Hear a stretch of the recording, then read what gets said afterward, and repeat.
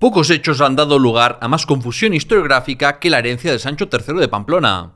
¿Se formaron a su muerte los reinos independientes de Castilla y Aragón? Soy David Cot, presentador de la Historia de España, y en el episodio 61 desentrañaré los misterios de la situación política surgida en 1035, cómo quedó extinta la línea masculina de la dinastía asturleonesa y el reinado de García III de Pamplona, hasta su trágica muerte en batalla contra su hermano Fernando. Suscríbete en YouTube y podcast a la Historia de España, presentada por David Cot. De la Alta a la Plena Edad Media. Antes de empezar con el propio tema del episodio, conviene tomar un poco de perspectiva. A lo largo de ni más ni menos que 40 episodios de la Historia de España, he cubierto la Alta Edad Media de la península ibérica. Por cierto, estoy pensando en convertir eso en un libro con los cambios que toquen. Si te gusta la idea, dímelo en los comentarios. La Alta Edad Media empieza aquí en el 711 con la conquista musulmana. Y bueno, sobre cuándo termina ya hay más variedad de opiniones. 1009, al estallar la fin del califato de Córdoba. 1031, por la mal llamada abolición del califato de los omeyas. 1035, por el reparto de la herencia de Sancho el Mayor. O 1037 o 1038, por el fin de la dinastía asturleonesa o ya la toma efectiva del poder en León de Fernando I. En mi opinión, si tomásemos como referencia al Andalus, que era más importante entonces, diría que sería mejor coger 1013 como fin de una época, por el fin del largo y destructivo asedio de Córdoba, que hizo muy difícil restablecer un califato fuerte. Mientras que 1035 o 1038 funcionan bien si nos centramos en las entidades cristianas y en la fecha más tardía que podemos elegir. En todo caso, la periodificación de la historia siempre es algo sujeto a debates por lo subjetivo que es, y porque la historia son procesos. Y por ejemplo, ya se ven cambios profundos sociopolíticos desde principios del siglo XI en el mundo cristiano. También hay disputas sobre cuándo terminó la plena Edad Media. En algunos sitios dicen que terminó finalizado el siglo XIII, es decir, en el 1300, mientras que otros lo retrasan a un evento trascendental como fue la peste negra, que azotó España cerca del 1350. Más importante que eso es qué ocurrió en la plena Edad Media. ¿En qué debes pensar cuando hablamos de ella? Pues mira, debes pensar en feudalismo, relaciones de vasallaje, fueros, crecimiento demográfico, económico y urbano, el arte románico y gótico, universidades, órdenes religiosas, el papado, las cruzadas, la lengua romances, el camino de Santiago. Para la península ibérica, en particular, la plena Edad Media destaca por ser la época de las grandes conquistas cristianas en Al-Ándalus, hasta solo quedar el reducto del reino nazarí de Granada. Fue una época de expansión para la cristiandad y para la Europa feudal, tanto de puertas para adentro como para afuera, favorecido además por el periodo cálido medieval. Sobre este tema, por cierto, he hecho un episodio en Memorias Hispánicas discutiendo sobre por qué la Europa cristiana feudal terminó superando e imponiéndose al mundo islámico. El lado oscuro es que esta expansión feudal era a costa de guerras, esclavitud, servidumbre y en general de un notorio incremento de las desigualdades sociales. Para los campesinos, sin duda, la Alta Edad Media fue mejor en términos de libertades, de no estar sujetos a la obediencia de un señor. Todo esto lo veremos en los años venideros.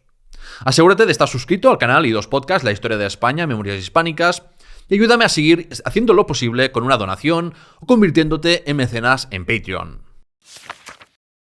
La herencia de Sancho III el Mayor. ¿Nacen los reinos de Castilla y Aragón? Como dije en el episodio 60, Sancho III el Mayor de Pamplona, entre la historia y leyenda, el 18 de octubre de 1035 murió este importante rey pamplonés. Su muerte pilló a todos por sorpresa, pues era un hombre de unos 40 y pocos años, en un momento de esplendor de su carrera política. Por lo repentina que fue su muerte, parece que no estipuló dónde debía ser enterrado, y depositaron sus restos en el monasterio castellano de San Salvador de Oña. En tal decisión pudo influir decisivamente la reina Munia, hija del conde Sancho García de Castilla. Sancho III había dejado atrás 4 hijos varones: Gonzalo, Fernando, Ramiro y García. Este último, el primogénito legítimo, que se encontraba de peregrinación a Roma al morir su padre. Ramiro fue el primer hijo de Sancho, pero fue un hijo natural, que no bastardo, ojo. La categoría de hijo natural se reserva para aquellos nacidos antes del matrimonio, mientras que los bastardos nacían de un amante durante el matrimonio. Los bastardos eran muy mal vistos por ser hijos del pecado, del adulterio, y era más complicado que obtuvieran derechos de herencia. Ramiro desde el principio fue reconocido por su padre e incorporado en el linaje familiar. El caso es que cada uno de los 4 hijos recibieron una parte de la herencia. El reparto de la herencia de Sancho III ha dado lugar a múltiples interpretaciones y acaloradas discusiones entre medievalistas, pero se pueden agrupar en 2 tendencias. La primera y la más arraigada en el tiempo defiende que Sancho el Mayor dividió el reino de Pamplona, creando 3 reinos independientes adicionales. La segunda postura sostiene que Sancho III no dividió el reino, y que en cambio concedió partes del territorio a sus hijos para gobernarlos, pero siempre en obediencia del primogénito García III de Pamplona. ¿Cuál es la tesis que se ajusta más a la realidad histórica? Pues la segunda, con unos matices que vamos a explorar. Se suele decir de manera simplificada y mal que García recibió Pamplona, Fernando Castilla, Ramiro Aragón y Gonzalo Sobrarbe y Ribagorza. Pero en realidad el reparto de la herencia se produjo de la siguiente manera. García III heredó el reino de Pamplona y las adquisiciones hechas por su padre de forma íntegra, desde Ribagorza hasta Castilla. Esto era así porque la autoridad regia era indivisible en la concepción prevalente de la época. Lo divisible eran las responsabilidades prácticas de gobierno de una parte del territorio. Gonzalo recibió la potestad de gobernar Ribagorza y Sobrarbe, pero era un adolescente y es posible que nunca ejerciera una autoridad real y se quedara viviendo en Nájera. El hijo natural y el mayor de todos, Ramiro, recibió las tierras entre Badoluengo y Matidero, que se correspondían aproximadamente con el antiguo condado de Aragón, pero se exceptuaban los distritos de Ruesta y Petilla, cedidos a García, y Loarre y Samitier, cedidos a Gonzalo. Además, Ramiro heredó numerosas villas de Navarra y algunas de La Rioja y Burgos.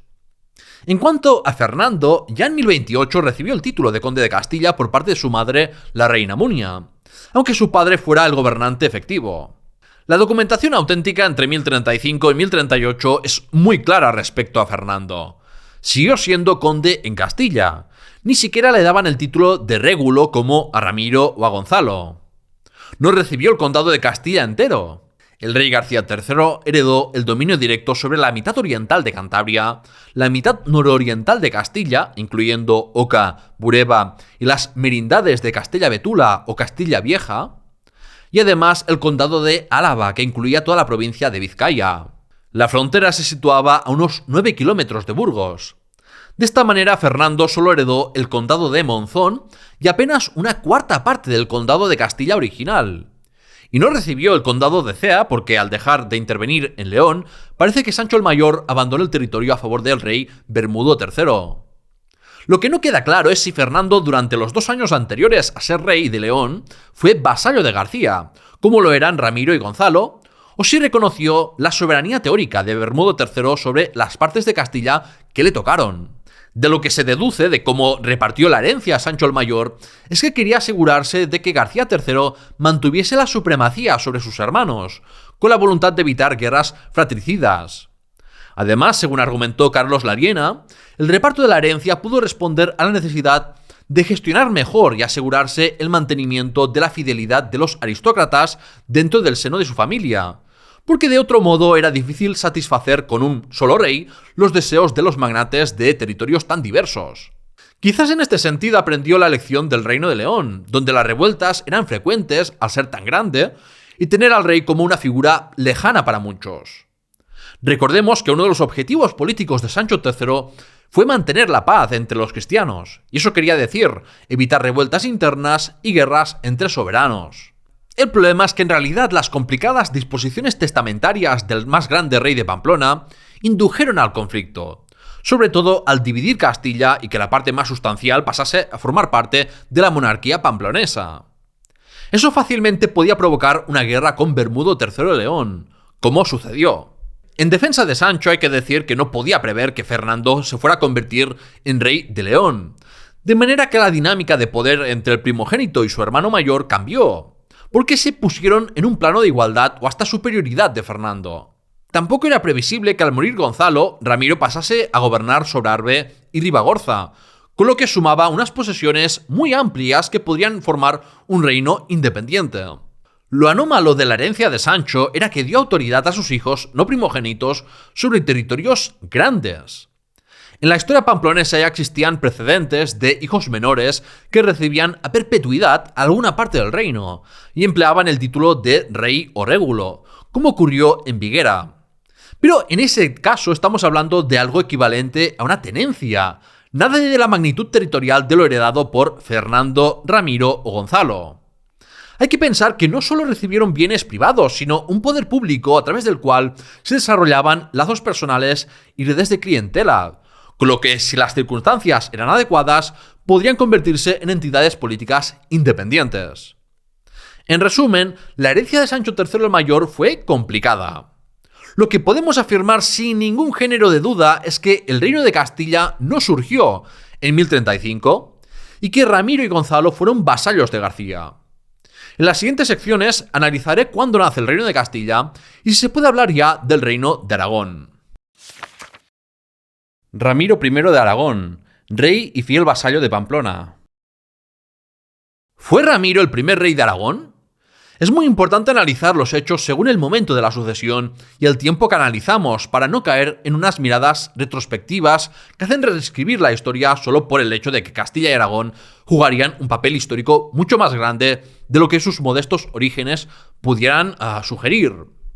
Un cartulario de San Juan de la Peña, fechado del 22 de agosto de 1036, decía, cita, «Regnante imperator Veremundo in Leione, et comite Fredinando in Castella, et rex Garcea in Pampilona, et rex Ranimirus in Aragone, et rex Gundis Albus in Ripacorsa». Fin de la cita.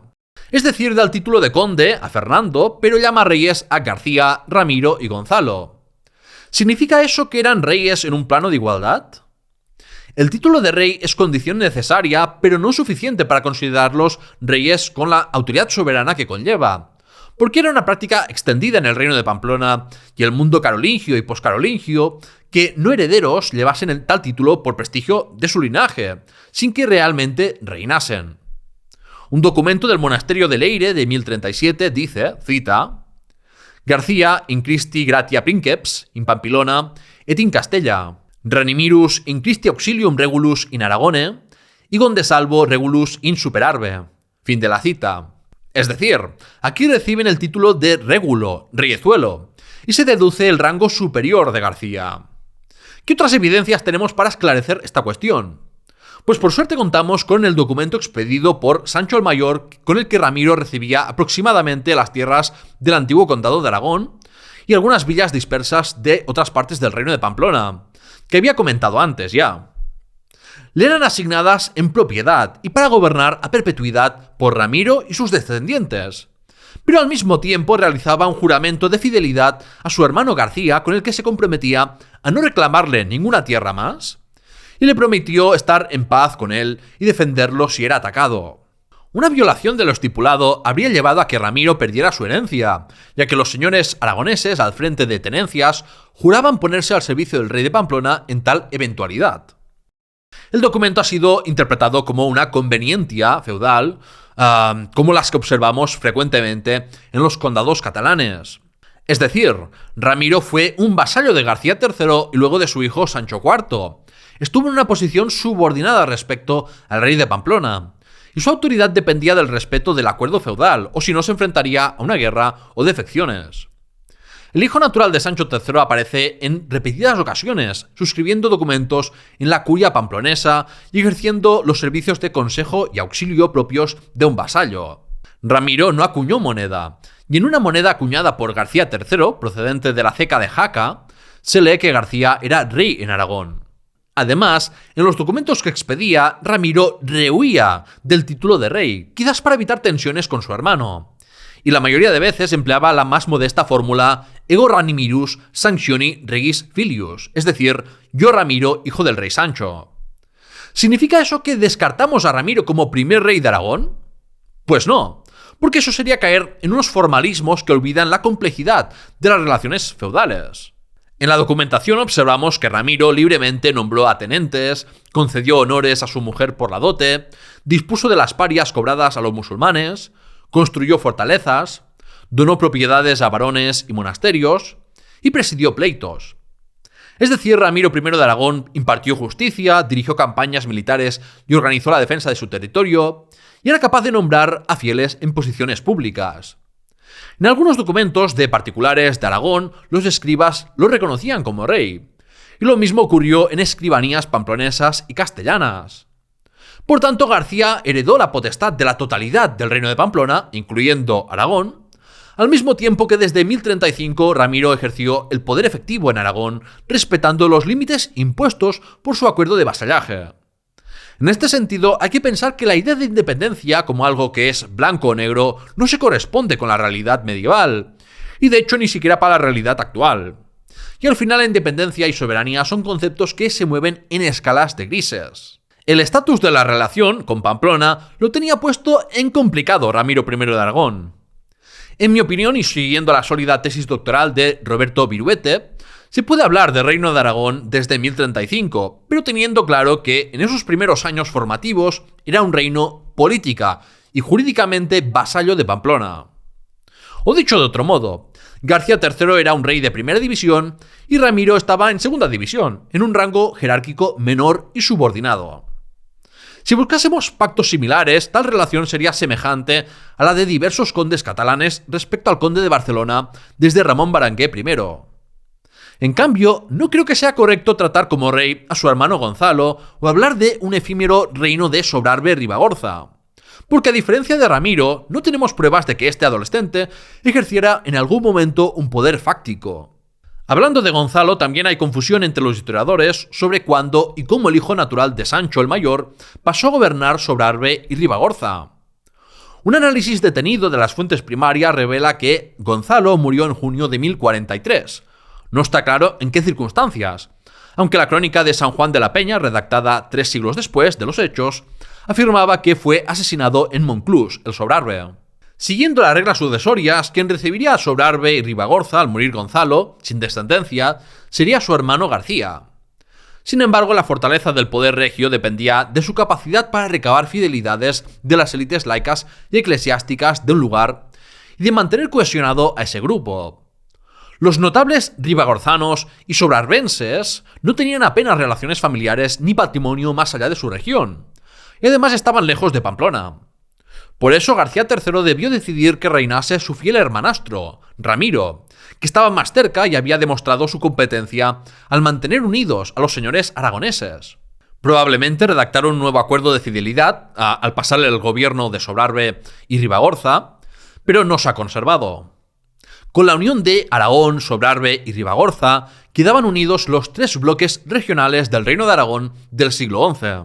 Esto hubiera sido imposible si fuera cierto el mito historiográfico de la llamada Arrancada de Tafalla, una batalla supuestamente ocurrida antes de 1043 porque Ramiro habría intentado usurpar el trono pamplonés con ayuda musulmana. De ella habría salido perdiendo y huyendo de forma vergonzosa, pero si tal hecho hubiera ocurrido, es seguro que García habría confiscado la herencia de Ramiro por traición y violación de la fidelidad.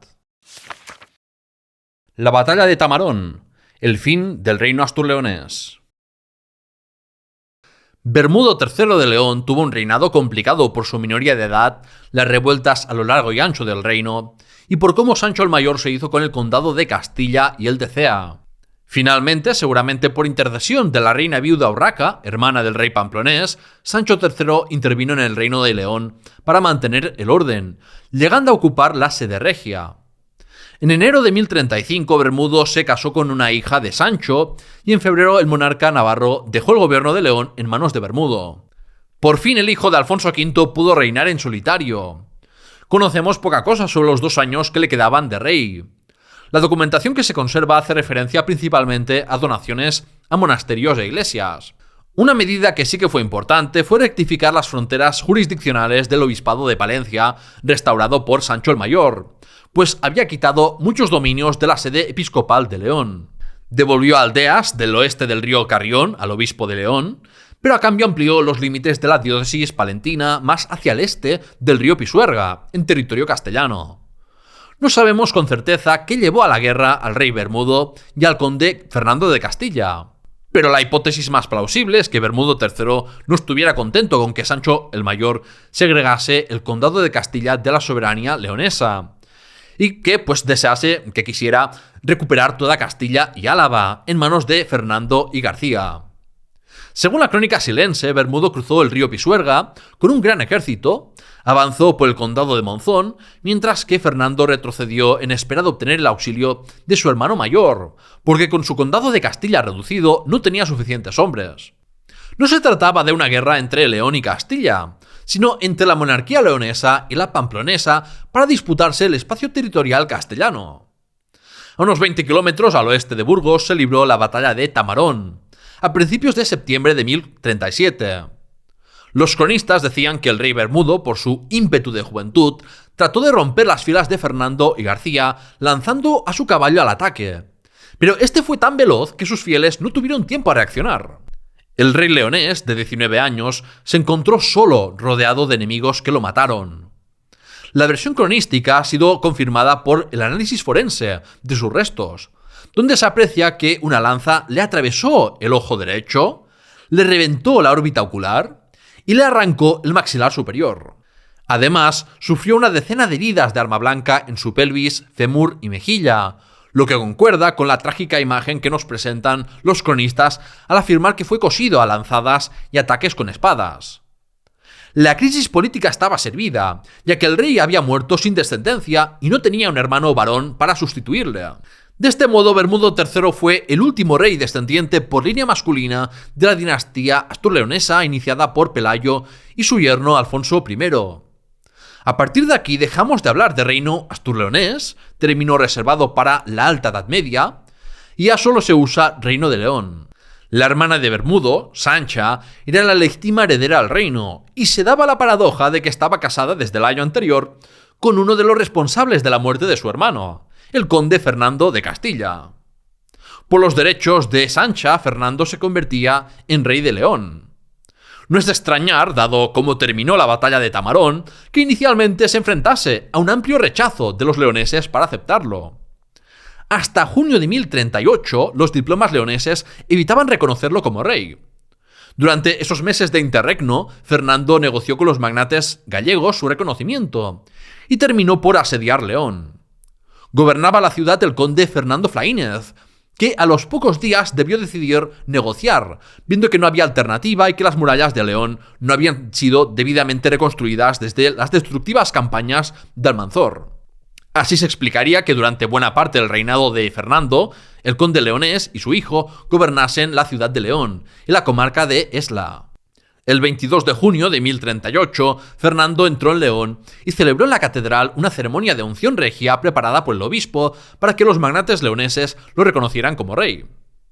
Por tanto, la crisis política se resolvió casi un año después de la muerte de Bermudo III, cuando Fernando logró los apoyos suficientes para ser aceptado rey, gracias al imprescindible papel de la reina. Sobre el reinado de Fernando I de León hablaré en un futuro episodio, pero aquí quiero volver a la cuestión de si surgió entonces el reino de Castilla.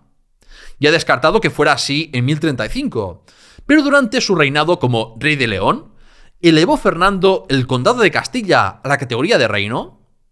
La respuesta es que no. Es más, el condado de Castilla desapareció y el territorio castellano perdió la personalidad institucional propia. El rey Fernando I no se molestó en nombrar a alguien para la posición de conde de la Castilla mutilada que heredó, y actuó para evitar que emergiera una aristocracia territorial poderosa. Su hermano García III de Pamplona también absorbió Castilla en vez de mantenerla como entidad diferenciada, en perjuicio de la nobleza local. Nada estaba aún escrito para que Castilla se fuera a convertir en un gran reino y luego corona. El camino de Castilla para convertirse en reino soberano fue tortuoso, y no ocurrió hasta 1065 por decisión del rey Fernando, al repartir en herencia como reinos privativos León, Castilla y Galicia entre sus 3 hijos. El reinado de García III de Pamplona. García III de Pamplona fue un rey con unas bases de poder sólidas, un monarca ungido situado ideológica y económicamente en un plano muy superior al resto de aristócratas de su reino. Disponía de un amplio patrimonio, sobre todo en Navarra y La Rioja, tenía a muchos señores fieles y una red eclesiástica de iglesias y monasterios leales, Controlaba el cobro de parias y era capaz de otorgar distritos o tenencias en feudo, poniendo y quitando a su voluntad a un señor al frente. Su poder estaba tan consolidado que su padre no le arregló un matrimonio ni él se apresuró a casarse. Fue en 1038 cuando García viajó a Barcelona para conocer a su prometida, Estefanía. Tradicionalmente se creía que Estefanía era hija del conde de Carcasona y la condesa de Bigorra. Por eso aparece en muchos libros modernos como Estefanía de Foix. Sin embargo, el análisis de las fuentes ha llevado a concluir que Estefanía era muy probablemente hija de los condes de Barcelona, Ramón Borrell y Ermessenda, que en un primer matrimonio se habría casado con el noble normando Roger de Tosny y habría tenido una hija llamada Constanza que se casaría luego con el hijo ilegítimo de García III. Esto tiene más sentido porque desde Sancho el Mayor que las relaciones con Barcelona se estaban reforzando y el poder de los condes de Barcelona era más equiparable al de los reyes de Pamplona. Quien sí se casó con una hija del conde de Carcasona y la condesa de Bigorra fue Ramiro I de Aragón en 1036. Este enlace era adecuado por ser aristócratas de un rango similar y por ser vecinos. García III tuvo una prole numerosa. Con Estefanía tuvo 4 hijos y 4 hijas, mientras que fuera del matrimonio tuvo un hijo y 2 hijas. Las actuaciones del rey García se centraron en Navarra y La Rioja, pero también ocurrirían cosas relevantes para las provincias vascas. Allí la acción del rey, el obispo y de los condes hizo que se extendieran y consolidaran formas de dominación, es decir, se acentuó la estratificación social. Además, el rey concedió a todos los monasterios de Vizcaya y Durango el privilegio de que los monjes eligieran el abad que considerasen digno, con el permiso del obispo, pero sin que el rey o conde intervinieran en la elección. Eran muestras del espíritu reformista de la Iglesia en toda Europa, que separaba más la injerencia política sobre el aparato eclesiástico, aunque sin someter los monasterios del reino de Pamplona a Roma. La política eclesiástica de García III siguió la línea de su padre, que consistía en potenciar con donaciones a los grandes monasterios de su reino, en especial el monasterio riojano de San Millán de la Cogolla.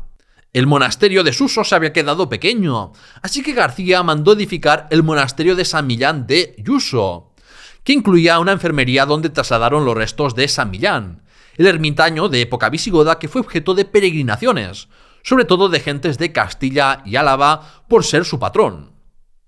Otros monasterios como Oña, Irache o Leire ampliaron su patrimonio a base de donaciones de tierras y de absorber monasterios más pequeños.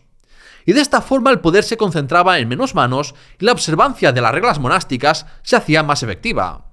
Pero su actuación eclesiástica más significativa fue la fundación de Santa María la Real de Nájera, que tenía la función especial de ser panteón real. La carta de fundación es reveladora de la piedad religiosa e influencia política de la reina Estefanía, digna hija de Ermessenda de Carcasona. Cita: «Si comencé esta obra fue bajo el impulso y consejo de mi mujer, y por instigación suya la he continuado, tomando todas las medidas necesarias para llevarla a la perfección». Fin de la cita. Si falleciera el rey, como sucedió antes de terminar la obra, terminaría el proyecto la reina con las rentas del patrimonio entregado a ella al casarse. Queda bastante claro que Estefanía tuvo un papel político importante, tanto durante el reinado de su marido como tutelando a su hijo Sancho IV durante sus primeros años de reinado. Santa María la Real de Nájera fue fundada con una iglesia y un monasterio, además de unas instalaciones para hospedar peregrinos del Camino de Santiago, un negocio boyante. García dotó el monasterio de grandes rentas, incluyendo 33 monasterios, iglesias y ermitorios, 9 villas, exenciones fiscales, una cuarta parte de las multas y derechos de teloneo de Nájera, y el diezmo de las parias que el rey de Pamplona y sus sucesores sacarán de los musulmanes. Para darle aún más prestigio, llevaron los restos y reliquias de algunos santos. Su fundación en 1052 se hizo por todo lo alto, contando su acta de confirmación con la firma de sus hermanos Fernando y Ramiro, y de su pariente el conde de Barcelona, Ramón Berenguer I. Las obras se hicieron con toda rapidez, pero no se terminaron hasta 1056, ya muerto García.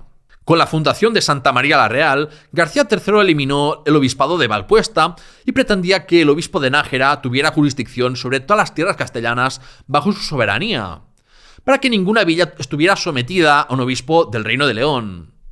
Sin embargo, el proyecto terminó repentinamente abortado por la muerte del rey pamplonés en la batalla de Atapuerca. El de Nájera conquista Calahorra. La última gran expansión hacia el sur musulmán del reino de Pamplona había sido en el 923, con el reparto de los dominios de los Banu Qasi. En ese momento, Nájera, Viguera, Calahorra y Arnedo cayeron en manos navarras, pero en el 968 el Califato de Córdoba recuperó esas dos últimas plazas riojanas. El hoy despoblado de Resa tuvo en aquella época un imponente castillo que vigilaba la Calahorra islámica. Durante el reinado de Sancho el Mayor apenas se hicieron avances territoriales en Al-Ándalus, pero su sucesor, García el de Nájera, logró la conquista definitiva de Arnedo y Calahorra en 1045. Estas eran posesiones de la taifa de Zaragoza, gobernada ya en ese entonces por Sulaimán ibn Hud, que sustituyó a la dinastía Tuibí. Como contexto hay que decir que la taifa de Zaragoza había invadido Guadalajara, aprovechándose de la muerte de Ismail al-Zafir de Toledo. Como los toledanos sufrieron una derrota, su soberano Yahya al-Mamun contactó con el rey de Pamplona para ofrecerle una compensación económica a cambio de atacar una de las fronteras zaragozanas, mientras los toledanos tratarían de recuperar Guadalajara. Eso llevó a que ya en el verano de 1044 los pamploneses hicieran una exitosa campaña de saqueo, no se sabe exactamente en qué puntos de la taifa de Zaragoza. A finales de 1044 se produjo una reunión de los grandes varones y obispos del reino, además de Fernando I de León y Ramiro I de Aragón, para discutir cómo sacar el máximo partido del conflicto entre Zaragoza y Toledo. El rey Fernando pactó con Sulaimán ibn Hud y en 1045 atacó la taifa toledana, causando estragos incluso en la propia capital. Yahya al-Mamun trató de llegar a un acuerdo con Sulaimán para evitar que los cristianos se aprovecharan de sus disputas, pero no fue posible y en cambio los zaragozanos hicieron una incursión en Medinaceli. El soberano de Toledo, desesperado, pagó una compensación a los leoneses para que se largasen de su taifa y recurrió de nuevo a la ayuda de García III. Los pamploneses hicieron campaña por Huesca y Tudela, pero a su regreso tomaron Calahorra en julio o agosto de 1045 sin encontrarse a unas tropas que presentaran batalla. La muerte de Sulaimán ibn Hud en 1046 y la guerra civil en la que se vio sumida la taifa de Zaragoza, con injerencias de soberanos cristianos que se cobraron parias, evitó una reconquista islámica de Calahorra, aunque su posición era insegura y quizás por eso el rey García decidió consolidar la sede episcopal de Nájera en vez de restaurar la de Calahorra, que databa de época romana. La frontera navarra quedó estabilizada en los valles de Cidancos y Alhama hasta 1118, cuando Alfonso I el Batallador conquistó Zaragoza. La batalla de Atapuerca, muerte de García III. La ruptura entre Fernando I de León y García III de Pamplona se produjo en 1053, cuando supuestamente tropas navarras entraron en las tierras castellanas de Fernando y ocuparon los castillos de Urbel, La Piedra y Ubierna. Los intentos pacificadores de mediación a través de obispos fracasaron. El 1 de septiembre de 1054 se enfrentaron en la batalla de Atapuerca, en la provincia de Burgos. Probablemente del lado de García III estaban soldados de Ramiro I de Aragón para cumplir el vasallaje, así como hombres de la taifa de Zaragoza, sometida a las parias y al deber de auxilio militar. En cualquier caso, toda ayuda fue poca, porque García murió en el transcurso de la batalla. Según la historia silense, fue porque unos caballeros leoneses, deseosos de vengar la muerte del rey Bermudo III y quizás instigados por su hermana la reina Sancha, mataron al rey de Pamplona a lanceadas en vez de capturarlo vivo, como deseaba Fernando. Esto sería paradójico, dado que su señor, el rey de León, tenía tanta o más responsabilidad en la muerte del último rey de la dinastía astur-leonesa. Los anales compostelanos proporcionan una versión aún más novelesca, al afirmar que el primogénito legítimo de Sancho el Mayor fue víctima de uno de sus propios caballeros, por haberse acostado con su esposa. ¿Pero por qué estalló la guerra entre los dos hermanos, si no tenemos noticias de incidentes previos?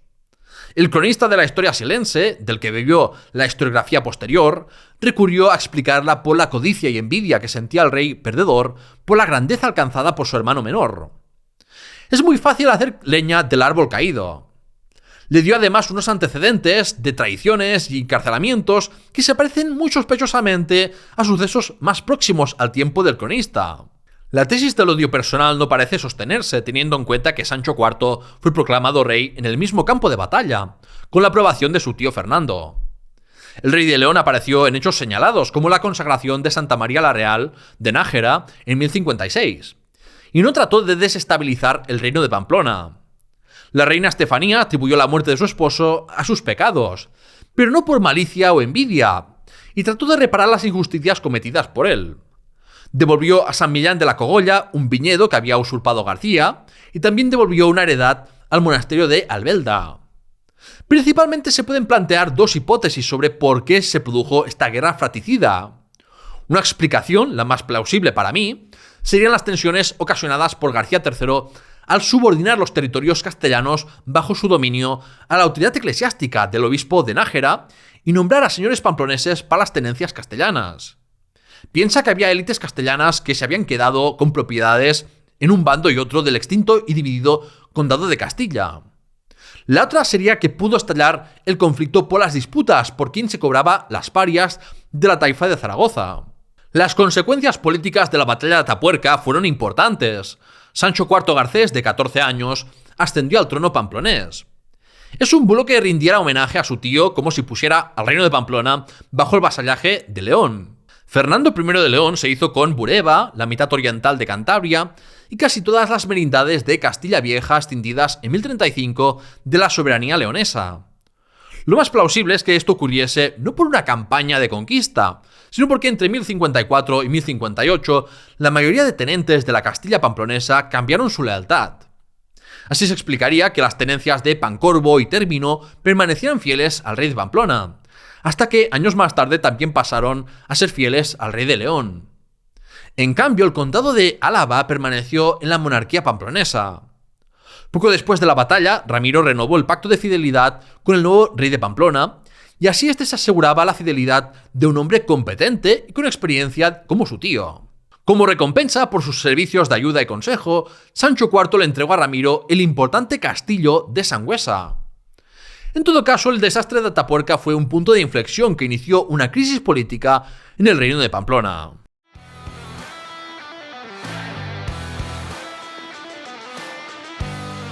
¡El veredicto! En el veredicto de hoy quiero recordar que prácticamente todas las cuestiones importantes que he tratado en este episodio han dado lugar a interpretaciones divergentes. O sea, si tú buscas información, sea online o sea en libros, sobre la herencia de Sancho III, si surgieron los reinos de Castilla y Aragón, qué relaciones mantuvieron Ramiro y García, o cómo se produjo la guerra entre Fernando y García, encontrarás versiones de todo tipo y al final no sabrás ni qué creer. Hasta a mí me ha costado investigar estos temas, pero frente a la confusión hay que hacer un examen de las fuentes fiables más próximas a los hechos. No hay que hacer caso a las crónicas del siglo XIII que te dicen que Fernando fue rey de Castilla, solo porque hacen una lectura anacrónica desde un tiempo en que Castilla era una gran potencia, ni dar credibilidad a los diplomas falsificados que presentan a un Ramiro que se intitulaba orgullosamente rey como si fuera independiente. Es cierto que eso significa aceptar que hay cosas que nunca conoceremos con certeza por las limitaciones de las fuentes primarias, pero hay que evitar la tentación de rellenar vacíos con invenciones y construir relatos sabiendo cómo termina la historia. Y con eso, el veredicto termina. Si te ha parecido interesante esta entrega, dale a me gusta y deja un comentario, eso ayuda al algoritmo en YouTube. Y por supuesto, suscríbete y dale a la campanita de notificaciones para no perderte nada de lo que publico. La divulgación de calidad requiere de mucha investigación, así que te animo a ayudarme con una membresía de YouTube o Spotify, comprando algo en la tienda como camisetas o tazas históricas, o haciéndote mecenas en patreon.com/lahistoriahispana. En el siguiente episodio hablaré sobre guerras en Al-Ándalus, el crecimiento de las ciudades y los problemas de legitimidad a los que se enfrentaron las taifas. Gracias por tu atención y hasta la próxima.